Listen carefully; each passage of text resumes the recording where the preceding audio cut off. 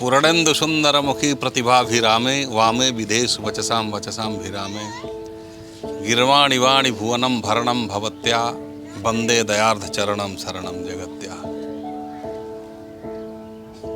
आज हम लोग मार्कंडे महादेव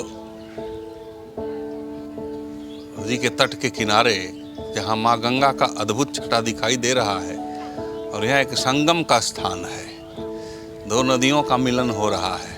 ऐसे स्थान पर उपस्थित होकर के आम जनमानस के बीच कुछ कहने के लिए उपस्थित हुए हैं।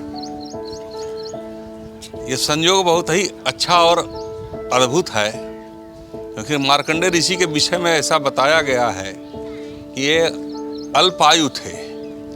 बाल्यकाल बचपन से ही इनको अल्पायु होने के कारण इनके पिता ने समस्त लोगों से आशीर्वाद दिलाना आरंभ किया और जिनके कारण से अद्भुत आशीर्वाद देवाधिदेव महादेव का प्राप्त हुआ और महादेव को पकड़ करके इन्होंने अपने जीवन का उद्धार किया। इसलिए बड़ी पवित्र पावन स्थल है और यहाँ पर जो कोई भी व्यक्ति पुत्र कामना से आता है या महादेव का दर्शन करता है तो उसका जीवन अद्भुत संयोग से भर जाता है।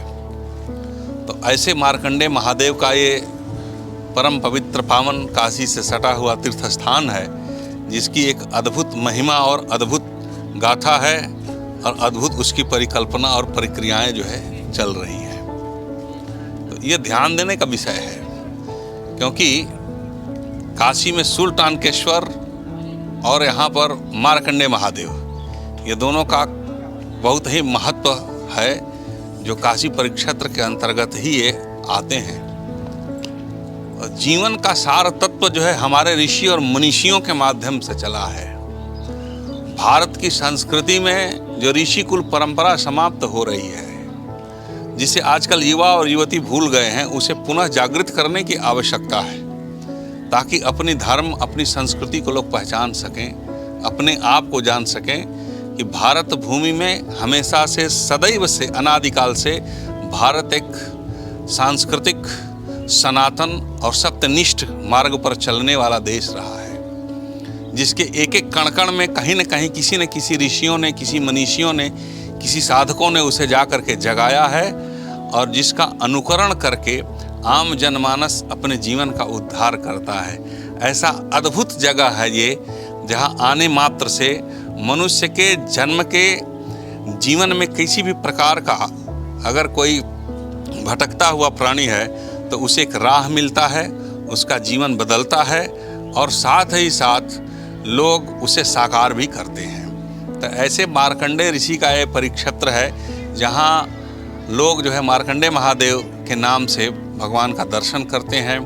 ऐसा शास्त्रों में वर्णित है कि यह जो स्थान है मार्कंडे महादेव का, यहाँ वंश महापुराण का कथा श्रवण करने से लोगों को वंश की प्राप्ति होती है, पुत्र की प्राप्ति होती है। और मार्कंडे महादेव के यहाँ आकर के अभिषेक करने का विधान है।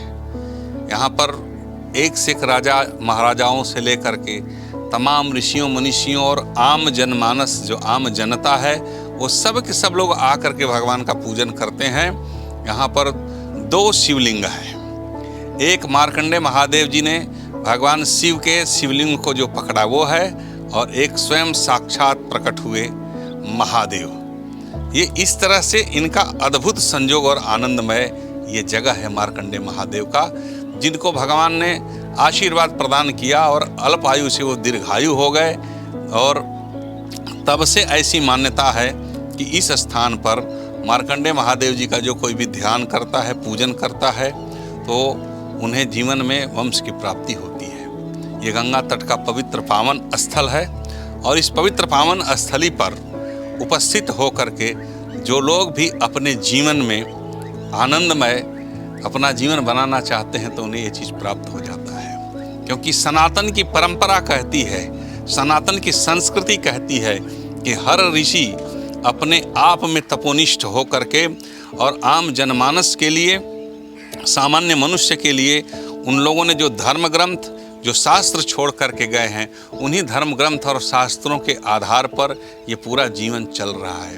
क्योंकि हमारे ऋषि मनीषी लोग अपने आप में अद्भुत ज्ञानी ही नहीं, वो वैज्ञानिक, योगी और साथ साथ अपने भक्तों का, अपने शिष्यों का उद्धार करने के लिए संपूर्ण विश्व में, त्रैलोक्य में ये ऋषियों की परंपराएं जो रही हैं, ऋषिकुल का जो आंगन रहा है, उसमें से एक ज्ञान निकल करके आया है और वह ज्ञान सभी के जीवन को जागृत कर रहा है, ज्योतिर्मय कर रहा है। और ऐसे ज्योतिर्मय ज्ञान के माध्यम से ही ये मानव संस्कृति का विकास होना, मानव संस्कृति टिकी हुई है। क्योंकि हम मनुष्यों का जो कुछ भी है वह ज्ञान पर ही निर्भर करता है, विज्ञान पर निर्भर करता है और योग पर निर्भर करता है। गीता में भगवान कृष्ण ने बताया है, योगः कर्मस्थ उच्यते। तो एक बात जिसे हम किताबों में पढ़ते हैं वो ज्ञान है, और जिसे हम जाकर के सजल नेत्रों से देखते हैं वो विशेष ज्ञान विज्ञान है, और योग उससे भी आगे है। जो गुरु अपने शिष्य को ध्यान के माध्यम से सारी चीज़ों को दिखा देता है और सारी चीज़ों की परिकल्पनाओं से परे जो होती हैं उसे सही कर देता है। हमारी जो ऋषिकुल परंपरा रही है वो अपने आप में, जिस तरह से आजकल लोग वर्तमान समय में यूनिवर्सिटियों में पढ़ने के लिए जाया करते हैं, उसी तरह से हर ऋषियों के पास में जो गुरुकुल हुआ करता था उसमें ज्ञान, विज्ञान और योग की शिक्षा दी जाती थी। और ऐसी संस्कृति के माध्यम से ही आज विश्व में जो कोई भी भाषा लोग पढ़ते हैं, बोलते हैं या सीखते हैं, वो सब का सब हमारे ऋषियों के गुरुकुल आश्रमों से जुड़ा हुआ था और उसके माध्यम से ही लोगों ने इस चीज़ को प्राप्त किया। वैसे ही ये अद्भुत है। काशी के विषय में कहा गया है कि काश्यते प्रकाश्यते यस्य सा काशी, जहाँ पर ज्ञान प्रकाशित होता है उसे काशी कहते हैं। याद रहे जीवन में, काश्यते प्रकाश्यते यस्य सा काशी, जहाँ पर ज्ञान प्रकाशित होता है उसे काशी कहते हैं। और काशी के इस परिक्षेत्र में मार्कंडेय महादेव जो अपने आप में अद्भुत स्थान है और ये अकल्पनीय है, अद्वितीय है।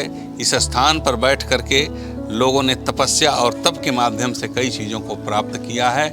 तो मेरी भी यही परिकल्पना है कि हर घर में हर लोग अपने उस ऋषिकुल परंपरा को समझें, उसे जानें और साथ ही साथ अपनी गुरुकुल परंपरा, अपने ऋषि, अपने गुरुजनों के प्रति, माँ गंगा के प्रति और अपने हृदय में जो धार्मिक और सात्विक भाव है उसको लेकर के जीने से हर मनुष्य का जीवन साकार हो सकता है।